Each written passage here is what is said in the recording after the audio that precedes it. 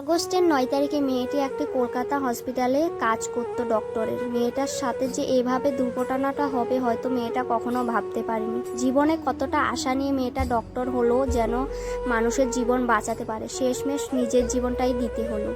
তবে সবাই মিলে মেয়েটাকে হত্যা করলো, কিন্তু দেখার মতো অবস্থা নেই। চোখে মুখে মানে অল বডি দিয়ে রক্ত বেরোচ্ছিল মেয়েটার। এভাবে মেয়েটাকে সবাই মিলে হত্যা করলো। আমি বিচার চাই, যেন মেয়েটার বিচার হোক, কঠোর শাস্তি পাক যারা এই কাজটা করলো।